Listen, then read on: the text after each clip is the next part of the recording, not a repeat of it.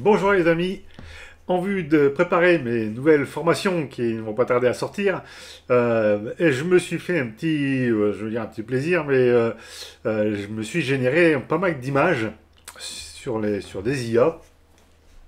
Et évidemment, quand on télécharge des images comme ça qu'on a créées, il y a un nom tarabiscoté avec plein de chiffres qui ne correspondent à rien. Et mon objectif, c'est de pouvoir renommer en masse un certain nombre de fichiers photos. Et ben, ça va être tout l'objet de ce petit tutoriel où on va regarder ce que j'ai fait dans mon application. Alors, j'ai une application, enfin, une fenêtre. Il n'y a rien dans le code d'initialisation. Il n'y a rien dans le code d'initialisation du projet. J'ai ajouté ici un champ métier, hein, c'est ce qu'on trouve ici. En création, saisie et répertoire. Donc c'est le répertoire que j'ai choisi. Donc quand vous utilisez ça, il vous donne du code qui est déjà tout tapé, hein, il n'y a rien d'autre à faire. Par contre, je l'ai un petit peu modifié. Donc si je vais ici dans le bouton d'ouverture, j'ai supprimé en fait toute la partie où on demande d'exécuter la modification du fichier, enfin pas du fichier mais du champ. Donc j'ai strappé cette partie-là. Moi ce que je fais donc c'est que je vais supprimer là ici, hop là, mon champ table, donc qui est un champ table par programmation, hein, avec une colonne de type image, une colonne de type texte qui va contenir le chemin complet. Et donc genre, je commence par supprimer tout ça. Et puis je vais utiliser donc le sélecteur ici, sélecteur de répertoire.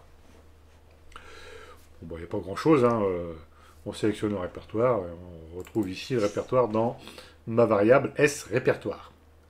Si j'ai bien choisi quelque chose, donc mon S répertoire va être vide, dans ce cas-là, je vais affecter mon champ de saisie avec le chemin que j'ai récupéré avec cette fameuse fonction FREPSelector.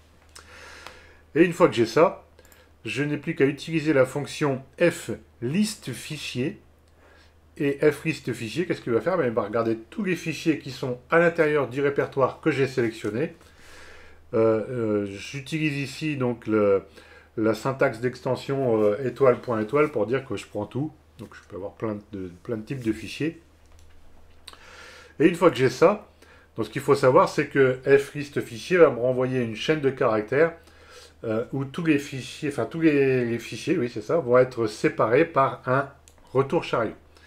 Du coup, je peux utiliser cette fonction-là pour toute chaîne, un fichier donc, qui va être créé au moment où j'en ai besoin, de ma liste de fichiers qui est séparée par un retour chariot. Dans ce cas-là, je vais ajouter une ligne dans mon tableau. Donc par contre, vous voyez, je lui donne, enfin, au premier tour de la boucle ici, un fichier va contenir le premier chemin. C'est pas que le fichier, c'est tout le chemin de la première image. Je l'affecte à la première colonne de manière à afficher mon image et je l'affecte également à la deuxième colonne pour avoir le nom du fichier, enfin le nom du chemin. Bon, rien de compliqué, hein, si je fais ça, je vais aller chercher ici un répertoire, toc, kit photo, voilà. On fait sélection et il me récupère bien tout ce que j'ai généré. Donc, vous voyez, alors j'ai fait une petite subtilité ici au cas où je ne tape pas de préfixe dans le nom. Parce que l'objectif, moi, pour moi final ici, ça va être d'avoir un fichier animaux 1, animaux 2, ou plutôt animal 1, animal 2, etc. Alors du coup, qu'est-ce que j'ai derrière mon bouton ici, renommer? Alors, je vais aller dans le code de ce petit bouton. Je commence par, alors ça je vais l'enlever du coup, je commence par déclarer un nom, enfin une variable qui va s'appeler nouveau nom. Et nouveau nom va prendre une valeur en fonction de ce que j'aurai sélectionné ici. Alors si j'ai rien qu'à taper comme j'ai fait le cas ici, je vais lui demander d'utiliser un nouveau, enfin de... D'ailleurs, je fais la même chose ici, tant qu'à faire. Donc je lui donne comme résultat ou contenu donne GUID formaté, dans le cas où j'ai rien saisi dans ma petite zone de saisie préfixe ici. Dans le cas contraire, je prends mon préfixe, je le concatène avec un tiret bas et un chiffre 1, de manière à pouvoir par la suite incrémenter ce fameux numéro. Alors, une fois que j'ai déjà paramétré ça pour le premier tour de boucle, je n'ai plus qu'à parcourir toutes les lignes de mon champ table. Je récupère le chemin du fichier.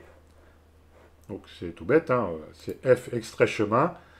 Je lui passe en paramètre le nom de la table comme indice, le nom de la table, ce qui veut dire que je vais prendre ce qui est en cours de lecture.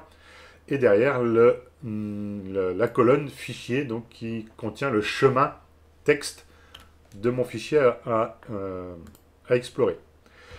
Je lui dis que l'extraction ici doit prendre en compte le chemin et le répertoire complet. Et je récupère également l'extension. Extension, c'est quoi? C'est un S? Ouais, c'est un S. Il fait des fautes. Voilà.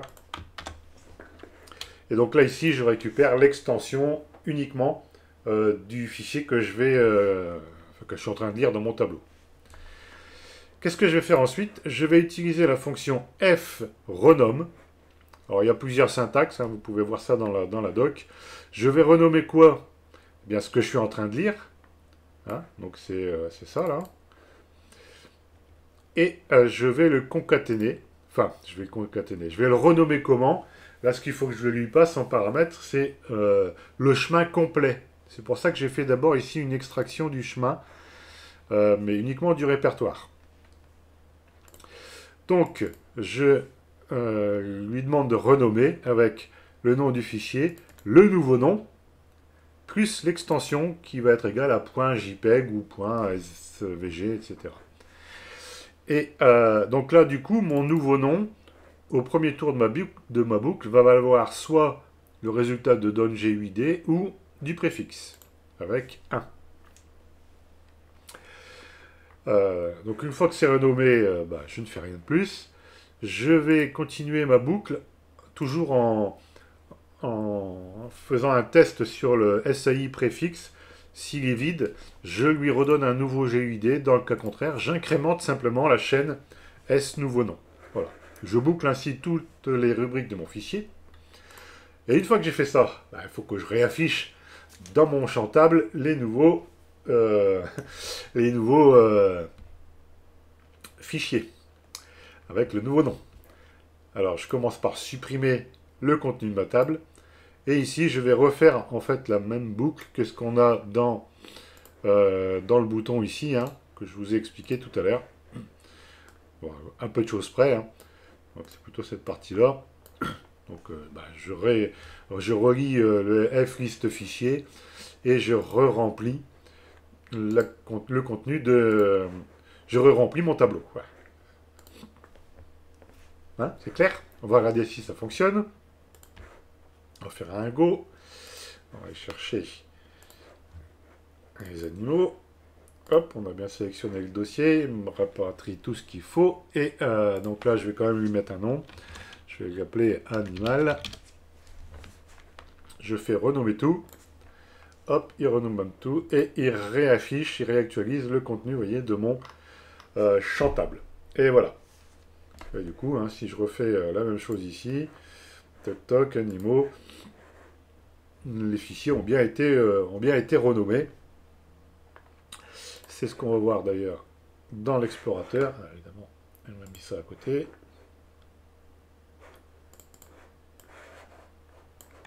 Voilà, donc il a bien renommé les fichiers. Bon, c'est une petite fonction qui paye pas de mine, mais des fois on en a besoin, hein, de renommer en masse un certain nombre de choses, enfin des fichiers, alors particulièrement des photos ou des documents. Voilà une manière de vous y prendre ici. Donc on a utilisé pas mal de petites fonctions ici. Alors donne GUID ici, bon j'ai utilisé ça, c'est plus pour me simplifier la vie, mais bien évidemment il faudra vous assurer que le nom, le préfixe que vous aurez choisi soit bien rempli là, dans la zone de saisie. S'il n'est pas bien rempli, vous mettrez un message d'erreur avec une reprise de saisie, hein, par exemple. Bon, moi, je ne me suis pas cassé la tête, j'ai voulu innover en utilisant la fonction donne-GUID. Ensuite, on a deux syntaxes utilisées pour la fonction f extrait chemin. Une syntaxe pour avoir le chemin complet à partir du disque, donc fdisc, frépertoire, et une autre avec uniquement comme option l'extension pour récupérer uniquement ce qui se trouve derrière le point, enfin le point plus ce qui se trouve derrière du fichier. Qu'est-ce que j'ai utilisé d'autre? On a donc la fonction frenom, donc fichier renom, avec tout ce que je vous ai dit ici, le nom d'origine, le nom qu'on veut modifier, et puis c'est tout. Et ça se fait automatiquement. Et puis après, bon, bah pour le réaffichage, hein, je réutilise fliste fichier de manière à réactualiser l'affichage dans ma table. Voilà. Bon.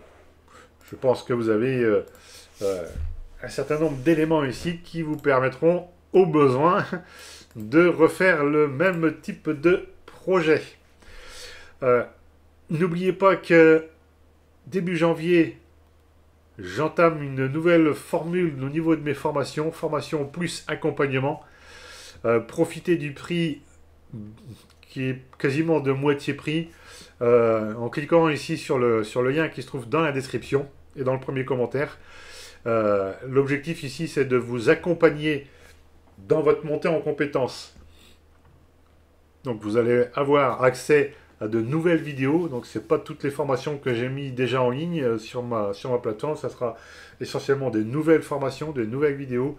Mais en plus de ça, je vais vous montrer comment dans vos projets mettre en application ce que vous aurez appris. C'est important et même indispensable pour vraiment profiter de vos formations, formations sur WinDev, WebDev et même WinDev Mobile, parce que ce que je vous propose ici va être cross-platform. Donc on va parler à la fois de WebDev, WinDev, mais également de WinDev Mobile. Voilà, j'espère que tout ce que je vous ai dit ici, ça vous intéresse. J'espère aussi vous retrouver de l'autre côté.